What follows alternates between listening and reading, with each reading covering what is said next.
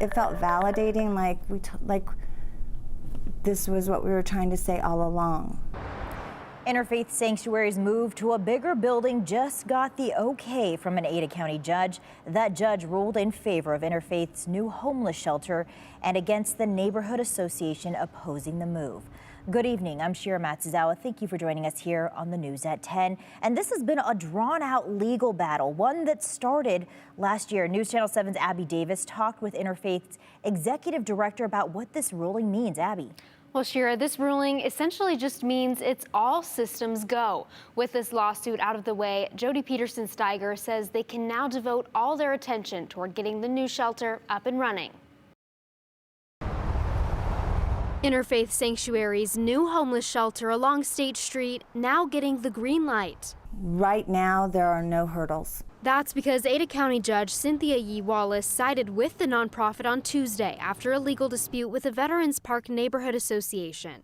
Executive Director Jody Peterson-Steiger says the ruling was a long time coming. It was very clear that the city of Boise and Interfaith Sanctuary had really done everything by the books. But the Neighborhood Association didn't agree.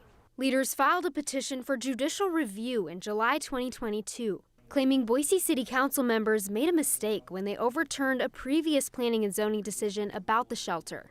Our neighborhood is concerned about the quality of life in the neighborhood, particularly protecting property rights, property values. Judge Yee Wallace reviewed those concerns in her decision. She says City Council didn't make any mistakes, and that it's not the court's responsibility to reevaluate evidence council members already looked at. It's a well-reasoned decision, and it's an appropriate outcome. As Interfaith's attorney, it's the outcome Jeffrey Wardle wanted.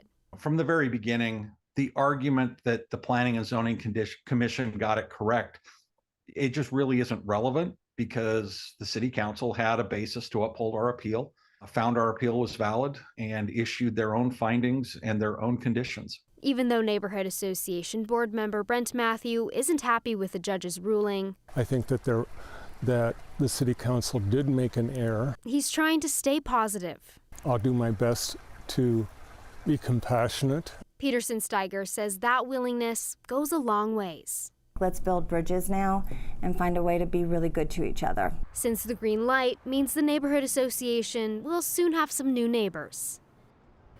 The association could possibly appeal this decision to the Idaho Supreme Court. I reached out to the association's president, but didn't hear back. But Shira, Wardle thinks that nothing will really change even if they do go through with that appeal. All right. Thanks for sharing that with us, Abby. Abby Davis.